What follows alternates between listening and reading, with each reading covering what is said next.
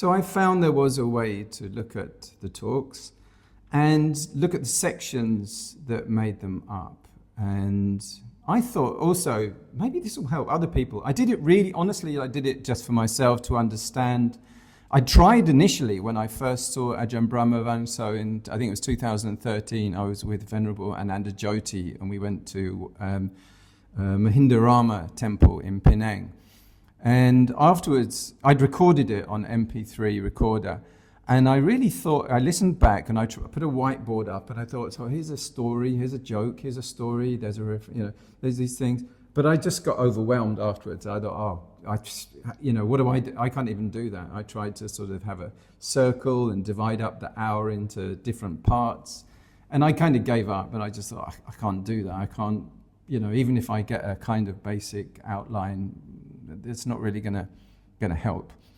So now I went back to this, analyzing the talks. And so if we look here, I started with something called, on this format anyway, which is a sort of useful introductory part of some. It's called The Power of Silence. This was the title that had been chosen. And these are typically on on a YouTube, like these kind of talks here. And like we have here, here's The Secret. Ajahn Brahm looking very young there. The Secret. There's all these other ones that I looked at: peaceful activism, irritation, 4 ways of letting go, learn to control your destiny, does life suck, facing difficult situations in life. These were the main ones that I took to task.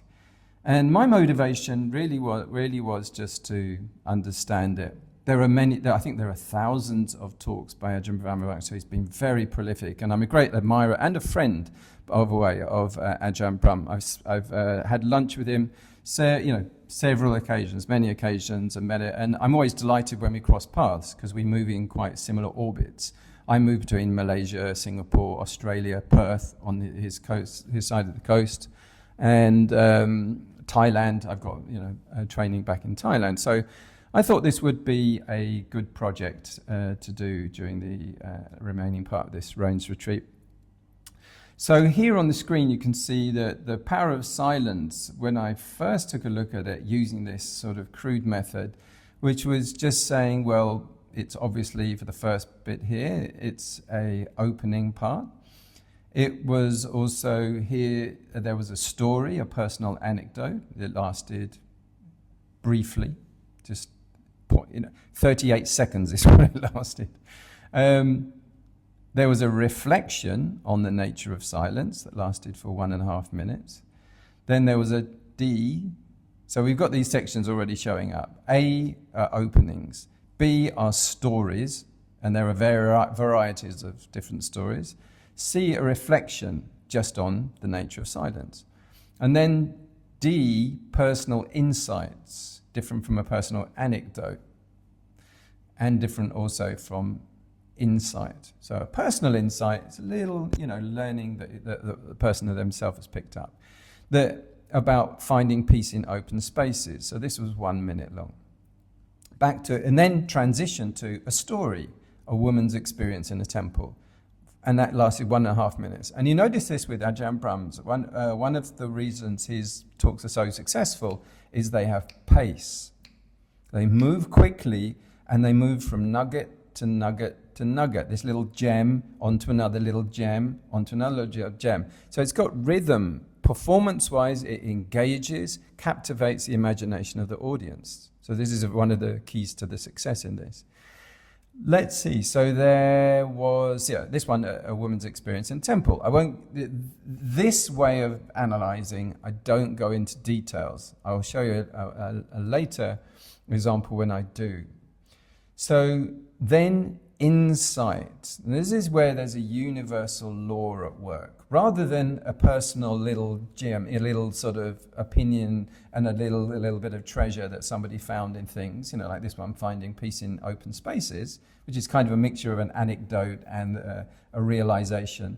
But an insight is where there's a sort of bigger law at play. So this one was about the difference between listening and talking. Huge difference. Very, very significant point. And in this part of my analysis, which sort of began, later on I developed, as you'll see, I hope, is that I had A, B, C, D, D2, it's a different kind of insight, and E. But I don't think apart from the F, the closing, I got to have more components. But as you'll see, many more components I added in later on, many more, up to more than 50 or 60. So personal insight, back to a reflection, the importance of mental stillness, very significant point. And then a story to illustrate that point about a biochemist's insights. And then another story about Ajahn Chah's malaria story. And then a closing and a conclusion on silence. And as you see, this was a long one, and then it includes the Q&A. So, power of silence, a crude and clumsy sort of clumping together of the sections, not in any kind of subtle way. So then I followed that process, A, B, C, D, E, F, to see whether, and G, Q&A section. So I started to dive in a little bit more. And again, timestamps here. I did have assistance with artificial intelligence, ChatGPT, within this by giving the transcript into GPT and saying, can you see any patterns in this? And it would come up and go, yes, here's a reflection, here's a personal insight, here's a story, here's a metaphor. Okay, so I want to be frank about that. Otherwise, it would be a very slow process. And I think this is also how I got overwhelmed the first time round. It's just too much for anyone's brain to take in. When you listen to those talks, you're like, man, they're so brilliant as well. So that you can just simply get flattened. And this is why I thought sharing this part that I've been doing might help some young monks struggling in the future to figure this out. How do you do a Dharma talk? Particularly when you see some of these brilliant ones. So this is kind of reverse engineering, or sort of looking at with analytical, technique. So, for example, here, a story, an anecdote about a water buffalo, or here we go, reflection, an exploration of craving, another personal insight, a story, anecdote about a water buffalo, reflection, a contemplation on happiness.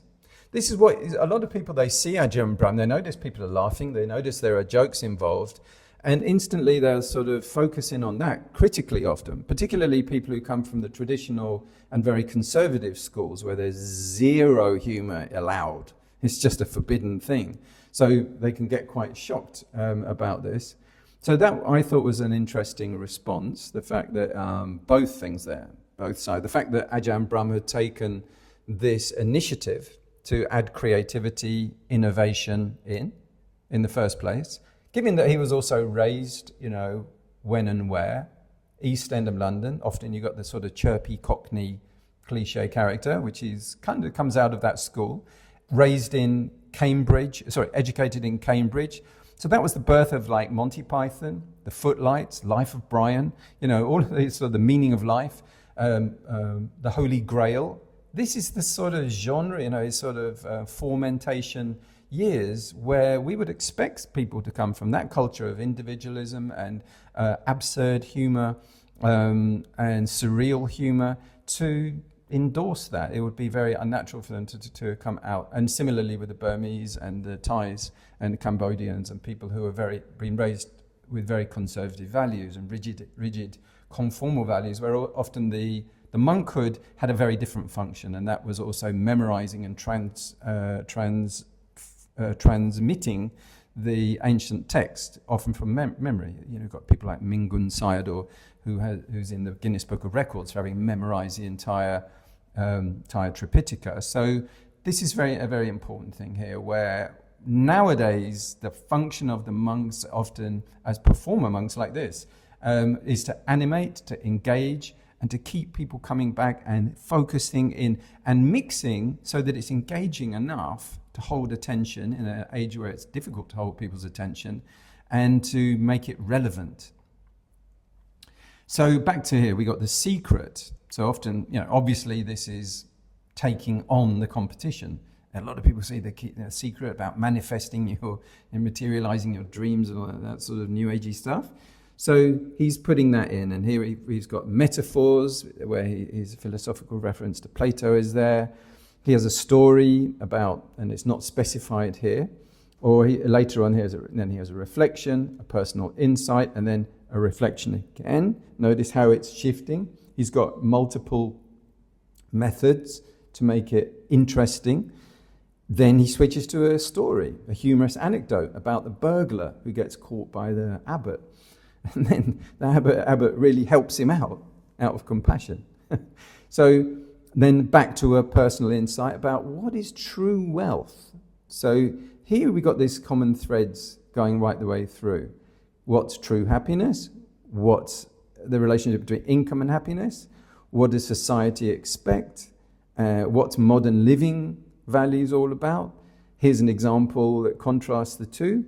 And then we have true wealth, philosophical musings on wealth, and then a discussion on community and relationships, another story, an anecdote about a wealthy man's life choices, and then two reflections, insight on future security, insight on caring for others, a personal insight about his history of his upbringing, another anecdote about community support, and then the closing.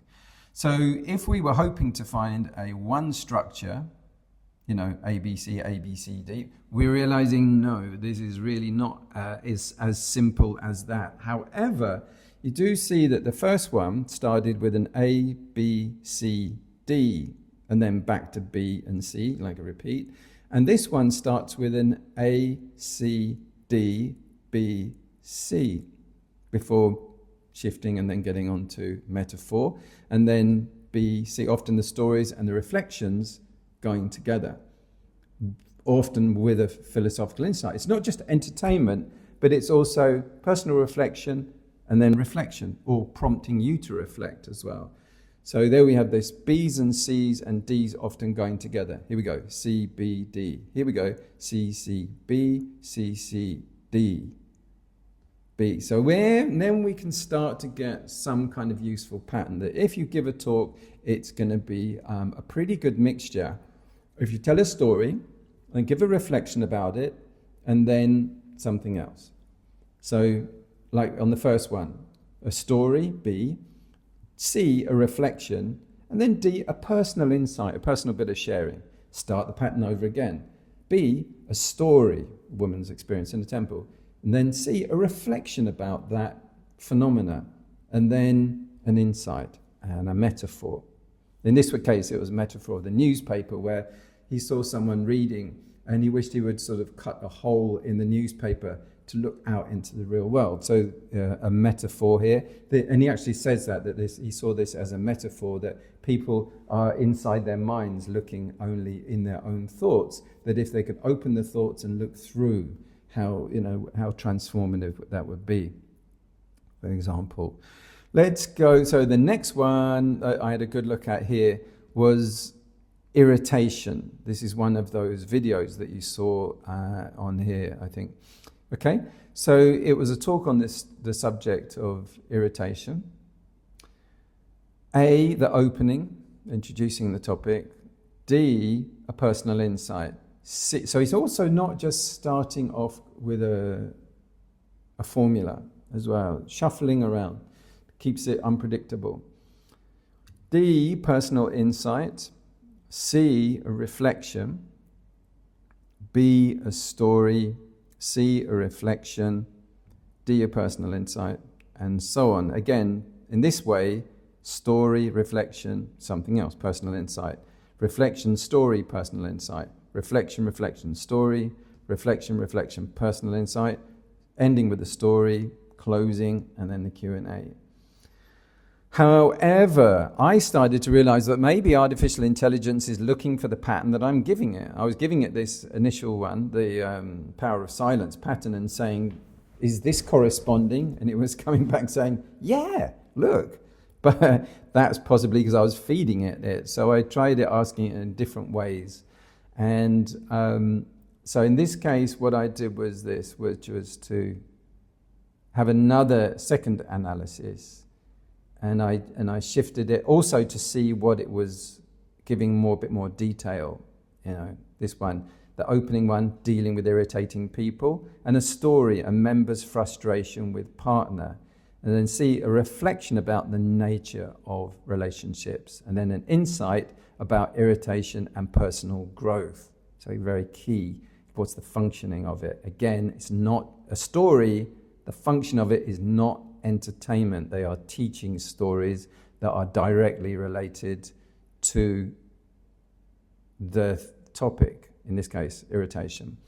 And having done that, talked about given the insight, this is kind of, in a way, what later on I start to call the message, we go to another story, Ajahn Char and the mosquito, and then a reflection on that, and then an insight. Then we go to a metaphor. So having sort of outlined these insights, then highlighting it as a metaphor. And this is the dustbin metaphor, that you should be like a dustbin without a bottom, that other people's trash goes through you and out the other side. Yeah. So having made that switch or connection, reflection, story, reflection, story. So reflection, the handling, the irritation. The story, a mother-in-law joke. It was about we're having goat for supper. Oh, it's the mother-in-law. Yeah, it's a corny joke kind of thing. And then reflection about training and kindness, not getting carried away off on the joke thing, or a trip down his own memory lane kind of thing. And then the reinforcement technique, and then an insight about perception and relationships. So another thing here I notice is that often you do see a questionable sort of practice among some Dharma talkers is there's too much insight. It's all insight, or it's lacking in stories, or it's lacking in reflection. Is it simply, quotes from the Pali Canon with explanation? It's almost all insight. So then a reflection and concluding thoughts and final remarks. There would be a Q&A almost always. Another talk I looked at was the 4 ways of letting go. Again, we see opening, story, reflection, personal insight, story, reflection, insight. Metaphor. This one was the metaphor of the Teflon mind, where nothing ever sticks. And then reflection, personal insight, reflection, story, about a monk's experience with prison life in this case. And story, an exploration of personal expectations. All right, so then closing and Q&A. Most of these will tend to be 55 minutes or 1 hour long. So there are 2 more on this. That's learning to control your own destiny. If we look at the pattern overall, this one's been much more extended. We have firstly opening, story, reflection, humour. At this point I decided that what was lacking in these previous analysis was it doesn't really distinguish when there's humour in there, and this is a distinct characteristic of Ajahn Brahm talks. So I put in the category G, humour. Later on, as you'll see, I extended this out to include multiple forms and styles of humour. So this one went opening, story, presumably not humorous, just a story, a reflection on that, and then humour. So immediately, often, people can get very soggy and bogged down in emotions during retreat sometimes. And the subject here, learning to control your own destiny. So he gives the humour and then tells a story, and then gives some more humour, and then another story, and then a reflection. And then insight, pointing out to the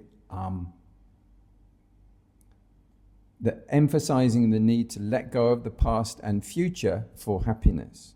and drawing parallels with mindfulness practices. Okay? Then humour, a funny tale on how people often hold on to negativity, using a relatable joke to illustrate the point, lighten the mood. We're not going to go into details, obviously, here.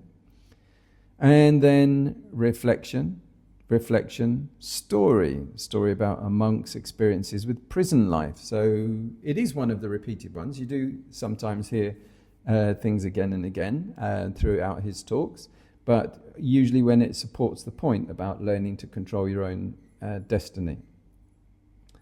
These themes of confinement, freedom, and the lessons from learned from adversity. So then reflection. 3 key points, going deeper and deeper, helping the audience absorb in onto the topic. And then 2 stories. A story, an exploration of personal expectations and their impact, illustrating the importance of realistic outlooks and acceptance. These are common themes in Ajahn Brahm Avangso's talks. And another anecdote about understanding life through different perspectives, reinforcing the themes of kindness and compassion. That could be starting to get a bit heavy. 3 reflections, 2 stories. So, to lift the mood again, a humorous comment about the human tendency to fixate on negativity, which provides comic relief. Could be the 2 bricks, or we'll look in more detail later on. Then a reflection, a final reflection on the transformative power of letting go. Another reflection, encouragement to appreciate the journey of self-discovery, reinforcing that self-acceptance is key to happiness and peace. And then humour, a light-hearted observation on the quirks of human behaviour and the journey of personal growth, using humour to foster connection. And then one more reflection, summarising the 4 ways of letting go. So repeating back to one of the main important points. And then Q&A. One final last one, very similar, and this was in 2017, so we've spent quite a bit of time facing difficult situations in life. And so we've got opening, a reflection on the busy past few months and how teaching that this too will pass, and straight in with a humorous anecdote about responsibilities and how life can be overwhelming, something we can all relate to. And then a story recalling a charitable event in Singapore, highlighting the importance of the walking, there. And then another story about the politician's speech at a charity event. Okay.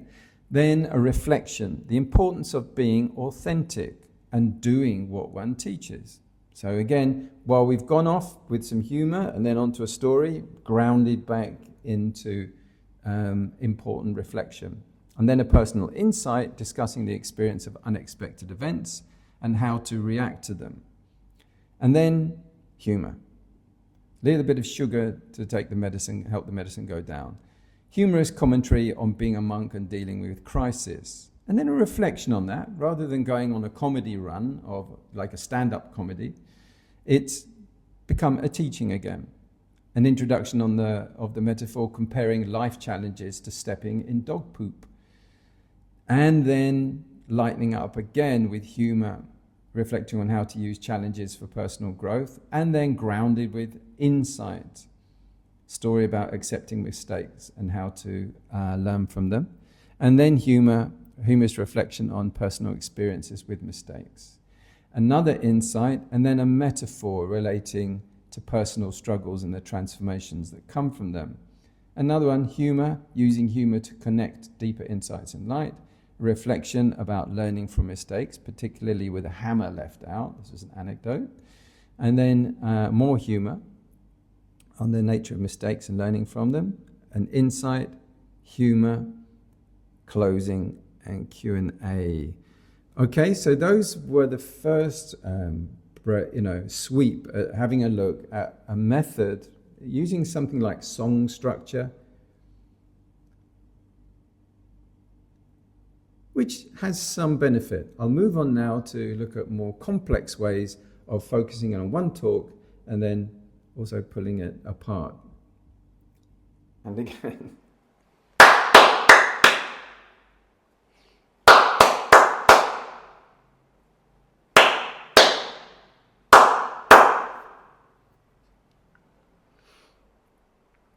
All right, so let's look at more detail to one of the talks. This was a talk given by Ajahn Brahm called Does Life Suck? Here it is. And this was in 2007, so I'm not going to play that one, but as you can see, this is at the BSWA Australia, Western Coast. So I had a good look at this and wanted to understand the sort of makeup of it and appreciate it. This is done with full respects to Ajahn Brahm. I looked under, as I've been showing, these different elements, and I started at that point to increase the number of elements. Initially, like in the song structure, very few elements. So I started to increase them. We had the opening and we had the finishing. We had some that we'd already started to familiarize ourselves, like stories, reflections, personal insight, and humour, metaphor. And then I started to add in some that occasionally there's just the message, very strongly communicated, what the speaker is wanting to impart, the main thing. Without that, it's a little bit random, or it's just entertainment. Then there's motivation. So there's a couple of points here. There's one which is to motivate the audience towards something, and the other one is to explain the speaker's motivation. Why are they giving the talk? What's their motivation? Because we were always asking at some level, why are they doing it? Then tactics are, what are they using? So if I say, okay, I'm going to give you an experiment to do. Let's put your hands up, all those people who believe this is true.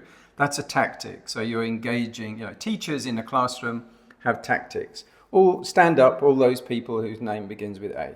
It's tactics, or sort of, I want to give you, a role reversal. So think of yourself in the shoes of your parents, or think of your shoes put yourself in the shoes of Sariputta.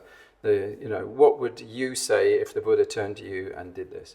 So role reversal, there are many. So later on, as I'll show you, I started to make a spread of different tactics. Then there's also transition link. So you might be off on a story, about elephants in the desert or something, and they go, okay, let's go back to the topic. So transition link. And these are sometimes very distinct. Sometimes there's a key word that a speaker will use, like so, and they'll go back, or right, they'll go back. All right, so I think that we covered all those. Transition link can just be also, say, from a reflection to a story. There'll be something used as a transition link to get from there to there, but it doesn't necessarily go back to the topic. Okay, so let's look down, does life suck? So yeah, a little bit more of an explanation here to remind us what that's meant. If you just pepper these through with insight, metaphor, reflection, it can become a bit meaningless. Sometimes you need reminding what that actually is. So insight, it points to a deeper understanding on universal laws. Metaphor, comparison used to illustrate deeper meanings, making abstract ideas more relatable. Reflection, and it invites the listener to engage and reflect and consider. Personal insight, more individual, anecdotal, specific to own life situations. Humour, obviously it lightens the message, engages the listener. Wit or funniness makes the serious accessible. Message, the central point or lesson conveyed in the talk. And a story, narrative, an anecdote conveys the moral lesson, insight, real life or traditional. And then the tactics used, relatable. Okay, the anecdotes is just one of them. There are multiple ones. So I'm going to take out the one because there's multiple. So then in this one we have the transcript here, which is always with transcripts, they're always rough. This is not word perfect. But this is more or less what Ajahn Brahm said during this talk, Does Life Suck? I was having a very busy week last weekend, many things went wrong, but they always tend to do. Just because you're a monk, it doesn't mean that things go right. So little things like, and then we go into a story. And by the way, there's not always just one thing. There's often layers. There's got a sort of combination sandwich. In this case, it's a story, but it's a tactic. He's trying to make, it's an anecdote that is relatable. It's not just any old anecdote. He's talking about something very ordinary that everyone can relate to. They said, our monastery car just has been to the mechanics, so the fix is up to the garage about 2 or 3 times now, and now has to go back again. So black hole for the money which you donate, it seems. So everyone can kind of relate to that, is the expensiveness of running a car.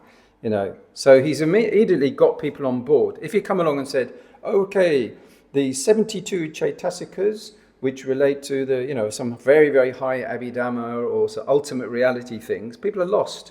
Or if he's sort of flying off on a political, opinion, or if he's going off on something else which is sort of hard to relate to or unsavory.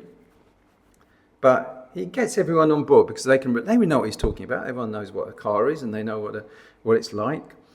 So again, the tactic there is a relatable anecdote for connection. He's trying to make connections. Often people see monks as very remote and them as something totally different. So then he makes a connection. So next is that he has another tactic, which is a relatable anecdote as a conversational opener. Like we're having a chat at a coffee shop. And he says, I'll just remember a few days earlier that was busy working in the retreat centre, just doing some plumbing. So he's very grounded. That's also a good thing. Getting myself nice and dirty. I like boys being with boys, and I'm a little boy, and I'm a boy underneath, messing around with the plumbing in the dirt, go about in the monastery. So, he could make himself with delusions of grandeur, like some sort of emperor, super high. But no, he says he's one of us, kind of thing. So that's the tactic, make himself relatable. But he said there was no water in the shower. So we're going towards the topic, does life suck? The first noble truth. Is life suffering? So he goes, oh no, things were all going wrong and something else went wrong and then something else went wrong. He's already introduced 3 things where life was boring, tedious, it didn't work out, we didn't get what we want. So then he goes into humour very early on, okay? And then he lightens the message, because if you just say, oh, life's suffering, life's suffering. Yeah, life is really suffering. He's kind of dragging everyone down. So rather than do that, boom, it's straight away that he lightens the message and engages the listener with wits and funnies. And in this case, he talks about how he used his finger to write on a car covered in dust, and he wrote the word samsara sucks, like that. And then he flips to another story, another humorous story, where he was saying he was following a taxi, and there was an advert on the back. And then to make sure that people understood this is a cartoon moment, he makes it clear, And all the bugs saw it. The bugs on the motorway saw it, and they were laughing, chuckling away. So it's quite animated already. And a topic link, because he links back to the theme, does life suck? On the advert, it was, if you hear anyone say that life sucks, send them to, and then there was going to be the address. And he adds in there, the life cycle. All right, so this is an opener. So already we've had a number of things, the topic, a relatable, and then we've seen the link to the topic. Not just going off on funnies, not like that, not entertainment. So it's a teaching class. So what happens in life that things go wrong? So the talk this evening, what to do when things go wrong in life. So here we go, there's a personal insight and a reflection straight away. Straight away he goes, and it's a personal insight, he goes, when I was young, I tried to fix up life. I usually made things worse. So he's reflecting back into his own experience. He's not giving a sort of categorical law from the Dharma or from the Buddha. And he's giving a part of his own life. We have a little bit of insight into his background as well. About life has its own way of going. We can't really control it. Usually it works out the other way around. So then we have that insight there, universal law of life. In life we go around and things go right and things go wrong. It's a universal law. One day honey, another day onions, basically, like an old Arabic phrase. personal insight is that the Buddha calls it suffering, but he calls it life sucks, okay? And there's no need to be depressed about it, it's just the way it is. So here's the main theme of the whole thing. All right, so I'm not going to go through and analyze read out the entire talk. As you can see, there are 70 pages here where I've gone through this, putting the transcript on, and then inserting what are the layers that are in each chunk. Like this one here, it's a personal insight, and it links to the topic. And there's personal insight mixed with humour. And at this stage, I was not saying specifically what type of humour. Later on, I'll be adding that. Here he talks about his motivation, as I was saying. Why do I give this talk? The only reason probably you can come to a talk on a Friday night is like this. So he outlines why he's giving a talk. And then insight message, personal insight. As I say, any chunk doesn't really come under only one heading. It's usually a combo. In here, he says that, insight, message, and personal insight. He says, I give these talks because I love actually being challenged. And sometimes because when you really get challenged, you have to teach very quickly and you get better at dig deep and you have to get answers come out. So he reveals why he's giving the talk. He actually likes a challenge. So then there's the message, which we'll see frequently all the way through, which is that suffering is asking from life what it can never give you. And again, it's repeated, asking from life what life will never be able to supply, and that's called suffering. All right, so this one here. We're going to look at this in another format in a moment, but this is to give you an idea about how this analysis of the transcript in detail by focusing in on chunks at a time, about 10 lines at a time or so, maybe 10, 15 or 4 or 3 or 2, just going in and saying, okay, well, this section here, okay, about Tsars, well, that's a reflection. It has some humour in it. And here we start to get the types of humour, light satirical humour, and it's a story, it's a narrative, it's an anecdote, okay? And he talks about when he goes to, about the Tsar's virus here, and he goes to Singapore, and what happened. Quite a lengthy one there, okay? So I won't go through the whole thing. I think you've got the gist of what I've been doing there for now, but it was a detailed look, which enabled me then afterwards to go through with the same talk and then do it in a different style, which was because this you can only see one page at a time. You can't get back and see patterns that are spread over the whole thing. The closest you can do is something like this. You can look at it like that. But again, you can't really tell the patterns from looking at it like that. Not very much anyway. So I decided what I would do after realizing that was to go to, first of all, there was this version here where I extracted, wherever there was humor involved, I extracted all the humor elements. So all in one column, one by one by one. These all have, all the humor parts are in that column there, this one here in blue. Okay? All of those had the blue, icon there, the topic, genre. I call these genres, these blue ones here. Okay? They're all of them. They usually are a combination. As I said, they're like blue, and it's not just humor, it's humor with a story. It's not just humor, it's humor plus personal insight. It's not just humor, it's humor and a transition link. It's not just humor, it's a reflection and a message and humor. Okay, it's not gratuitous. Very rarely do you get that with Ajahn Brahm. Occasionally, but usually even then there's a function for it. So again, I did that with humor, and then I did it for all of the places where there were personal insights, and then all the places there were reflections, all the places there was humor. And then, so rather than having them all mixed in together, which is how they come out in a real talk, so extract them all and then put them, in a categorical list like that. All the metaphors, not very many in this talk, all the times of motivation, all the tactics, are just shown here like that. All right, so this then led to this, which is actually my favorite one. I call this the DNA of the talk. It's where all of this thread are those. So you have an opening, you have a story, you have another story, you have another story, a transition link, and then personal insights and reflection, insight and personal insights.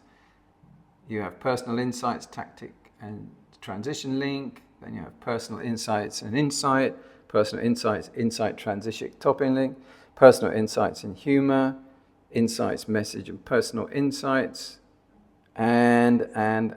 So that's, and each, so this was another method of being able to show the thread. We just looked at this actually. For example, how it starts is this. You have the opening, that there was a busy weekend, that things went wrong, 20 seconds.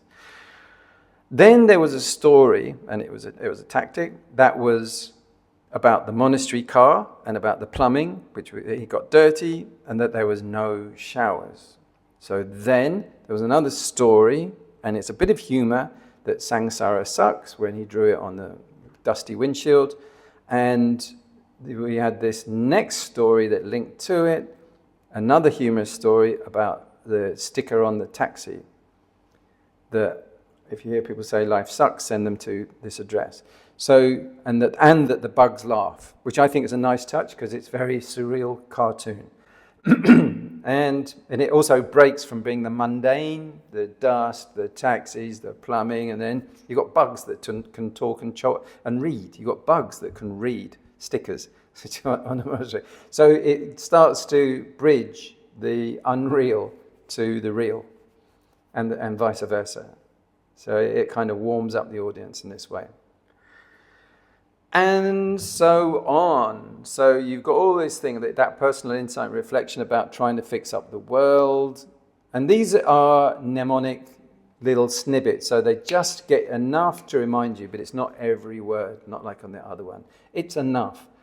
With the personal insight, the tactic and transition link, he talks about the Buddha's first noble truth and that dukkha sucks, essentially. That's sort of what's... And then, there was a big wall and he drilled through and it burst the pipe, tiny little pipe the other side. How can that happen? Well, expectations. And then he leads this theme about one of the main messages is about expectations. Personal insights and humour, and I just filled up the gap there. And here we have a whole block, which is the main message, which is about what are you asking from life? Are you asking too much? And that asking too much is one of the causes of suffering, and that people expect an instant fix. So that these blocks here, where there's several on the DNA of the talk, which are the message, they appear throughout. But how many times? This is the kind of trying to find the formula where what's very important, and sometimes Ajahn Brahm also gets criticized for this, is the ratio of humour to meaning and message. And sometimes unfairly. And other times, some people love that, and if it's not there, they miss it. So in this case, let's look at the ratio we've got. How many times the message gets popped in there. First time, second time, third time, fourth time, and a fifth time here. So 5 times, this is in 1 hour. So once every 20 minutes, the main message sort of comes through, which was all about how we create frustration from life by demanding from it that which it can't give us. That's essentially the meaning. But how he will tell that story is another thing. So he'll put it in different ways. Sometimes it's with a story, sometimes it's with an insight, sometimes it's using story, humour and message. In this case, a story about his dad's motorbike insurance, where they had it for a whole year, and then the day after it lapsed, the motorbike broke down. And another story, which was to do with someone who got $200 from the government, and then his bike, the day he got it in hand, his bike broke for costing $180, or a car broke for $180. So, hey, he made $20 kind of thing. So these are some of the ways that you can follow, like I say, the DNA of the talk much easier at a glimpse. You can sort of zoom in here. There was a message here. It was all about we're all on our way to the wrecker's yard, where they break up the cars. Is there anything wrong with this? Because people often think that when things age, that shows that they're going wrong. Well, no, they're not going wrong at all. They're just going normal. They're just going. So normality and going wrong is often to do with our expectations. And here we have the infamous and so on, the joke, and typically, and this is good to see, but here it is, it's a joke about Mickey Mouse and Minnie Mouse being involved in a car accident, and Mickey Mouse saves Minnie Mouse by giving her mouse-to-mouse resuscitation. Boom, tsh. It's a joke, but he leads up to it with self-deprecating setup, like somebody told me a terrible joke, but I just feel, even though I don't really want to, I feel like I really should share it. Okay, I'm going to anyway. Is that wrong? So it's a kind of way of setting up the expectation while kind of apologizing on the way, rather than going, hey, I've got a fantastic joke and I'm really funny, listen to this. He doesn't say that. It's a self-deprecating setup, which is commonly used in bygone eras with comedians, people like George Byrne and some other dry satirical wits like him, who was also mentioned by Ajahn Brahm as one of his influences on his humour. So there's self-deprecating humour, which lines it up, gets everyone ready, delivers it. Everyone has a hilarious giggle at the silly joke, mouse-to-mouse resuscitation. It's nothing to do with the thing, but he pulls it off and he manages to link back to the topic straight away with a self-deprecating wind down. He never says, I'm fantastically funny. Look at this, I love being on center stage. No, he doesn't, but he manages to get away with it by this sort of humility while being very animated. So, by necessity, gets back to the link, goes back to the topic, and talks on the topic, reflecting with the message right the way through here, and particularly about what do you expect, about how expectations bring suffering, and an insight into the nature. And then he has this sort of dark, ironic humor about that people should be culled when they're old. He's got very, many seniors in the audience because of the nursing homes and how it would be good for the economy. So that's dark, ironic humor, whimsical humor, and absurd humor. And then some personal insights, then the message. Why should we obsess about the fear of dying? And all about SARS, the outbreak had there. So I won't go through every element of the talk, but over to the left here, you've got the timings, which are rough guide, totaled up at the top there.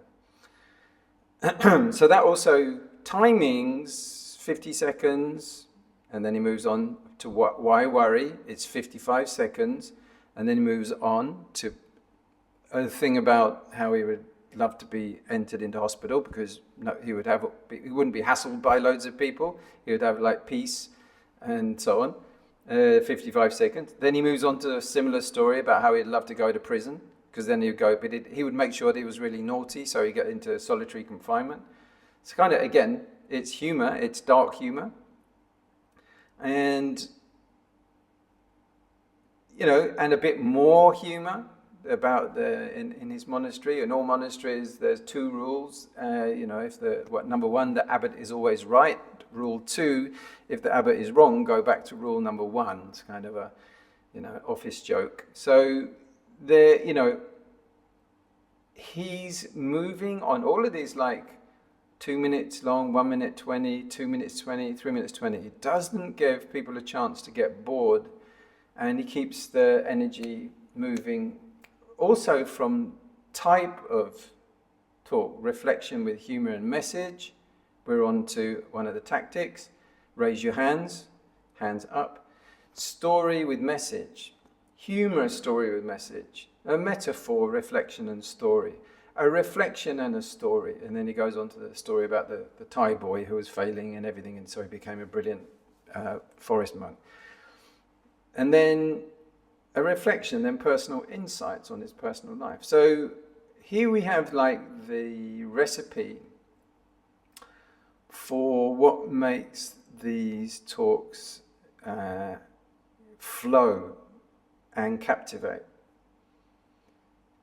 These are the kind of combinations and the round off there. Okay? There's another version here which actually has the timestamps in. Same breakdown, but it says specifically what time, at what moment they happen. So, but it was mainly that one there that I wanted to show you. There is also one other thing where, so this is another one of this is the same. It just has the big circle in the middle, two circles in the middle, but it's the same sort of DNA pattern. But what I wanted to see was whether it was possible to display the talk in another format, which is this one here. And that is, something else I want to show you. What if he was always returning, had the central message, and he went up into humour, and then back to the message, and then some insight, and then back to the message, and then told a metaphor, back to the message, and then told a story, and then went back to the message, and then went personal insights, and then to a story, and then to a reflection, and then back to message. So I did some tracking on this to see whether that was a better way to represent this. But I kind of dropped it after a while, but I thought it was an appealing idea, because you have a limited amount of categories that we're using, whether it be represented like this. But then when I realized that he doesn't just go into a humor. It is a humor plus an insight plus a reflection often. You've got these sandwich sections, and they're rejigging each chunk.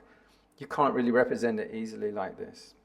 So I wanted to show you this at the top, which I'm now calling the palette for talks. And it's not only Ajahn Brahm. You could do this with Eckhart Tolle, with Thich Nhat Hanh. You could do it with Ram Dass or the Dalai Lama, any number of people who are giving forth, Jordan Peterson, Buddhist or otherwise. You can do this with any topic. So up at the top here, this is the palette where, when I went through these talks, looking at these, you have story, humour, you have story, humour. Yeah, but what kind of story? Story is a bit general, isn't it? And humour, that's a bit general, isn't it?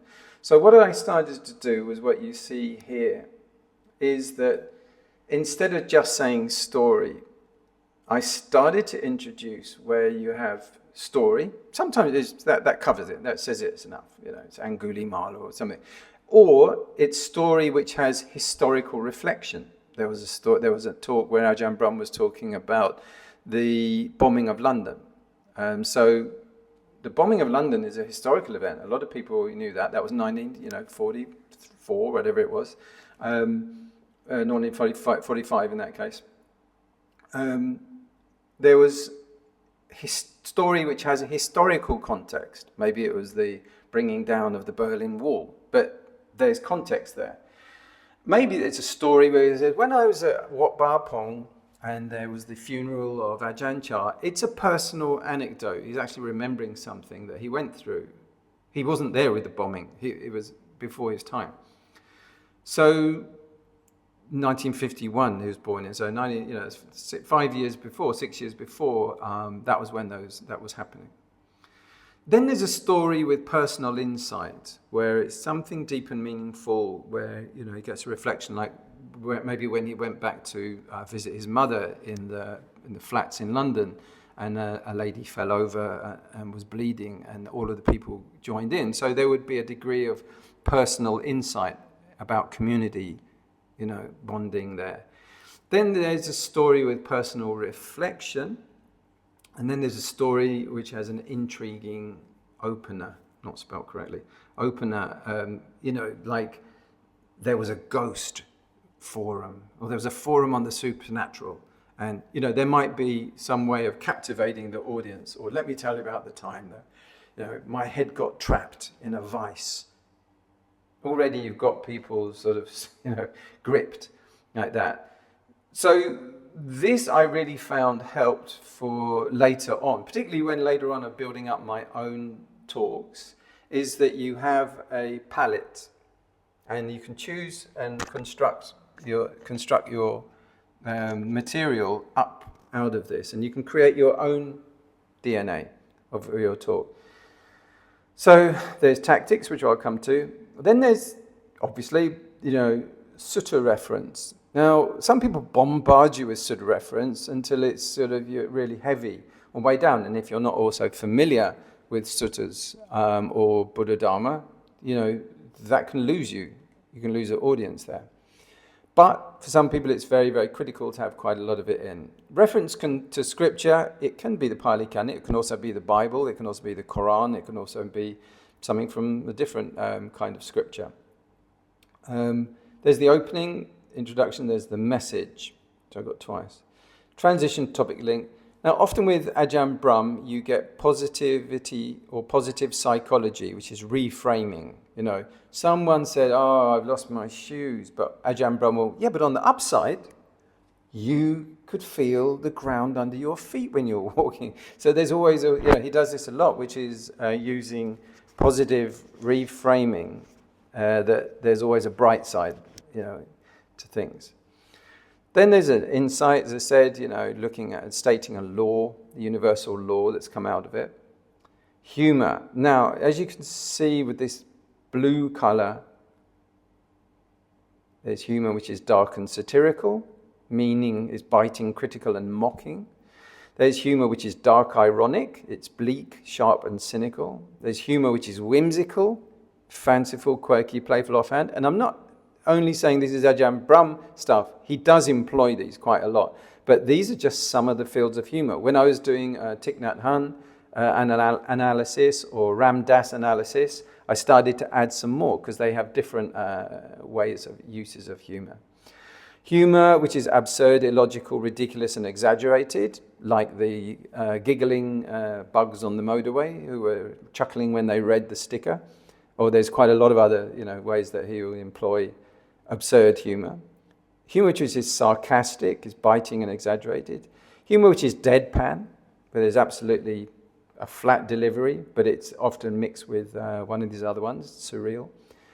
Humour which is lightly ironic, it's not a heavy rib-digging joke. No, it's just, putting a nuanced sort of twist into things. Humour, again, which is quite similar, wry, dry and understated. I heard Ajahn Brahm say once, if you've got humility, flaunt it. That's very dry and wry humour. That if you've got loads of humility, there's a phrase, if you've got talent, flaunt it.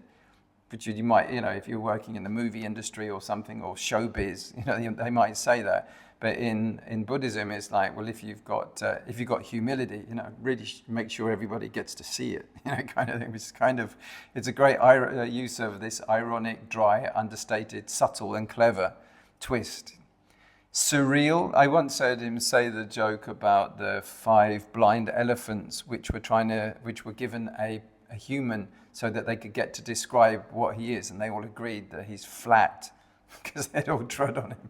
So that's very surreal, dreamlike, bizarre, and illogical, like it just is. Humour which is light and absurd, playful, quirky, and improbable. This is like the time, the limo pulled up and the window pulled down and there was the Queen of England, and she said, "Aren't you Ajahn Brahm?" Kind of thing, she was just coming back from a party. That's actually a B.B. King humour, but that's a kind of, it's unlikely, it's improbable that would happen, but it's pretty funny, even so, and it's playful and quirky. Humour which is pun or wordplay, like mouse-to-mouse resuscitation. It's clever, playful, and has double meaning in. Humour which is self-deprecating. It shows that modesty, the self-criticalness and humbleness, Humour which is self-effacing, very similar. Humour which is inclusive, like the warm jokes, that really makes everybody feel bonded and makes everyone like life, kind of thing. And then humour which is light and reflective, it's a kind of philosophy, poetry take, spelling mistake there. And there's humour which is playful guidance, that it's often the Buddha's talks, they are funny. He tells some very funny things. There was a very funny story about a monk who wanted building materials, and the Buddha said, and actually he said, I can't sleep. And the Buddha said, why? He said, all the flamingos are making so much noise, but he really wanted materials. And the Buddha said, go and get one feather from every one of them. And so he came back 2 weeks later and said, how about now? Buddha said, how about now? He says, yeah, all the flamingos have gone away. And the Buddha said, yeah, that's going to happen with all our supporters if you go around all of them trying to get money from them all. So that's playful guidance. It is encouraging and it is humorous, but it also has guidance in there. Then we've got all these different kinds of reflection, like thoughtful commentary, opinion, historical reflection, personal insight, reflection, which is like, specific. There's reflection which has cultural context, personal observations, philosophical commentaries, cultural insights. Quite a lot, but usually when I found one, I went, what's that? It's this. Okay, that fits. I would add it to the palette in case it came up again. Then it's sort of different kind of insights. In this one, insight which is there's a psychological reference. Maybe it's explaining the meaning of resilience or something like that. It has some edge to it there.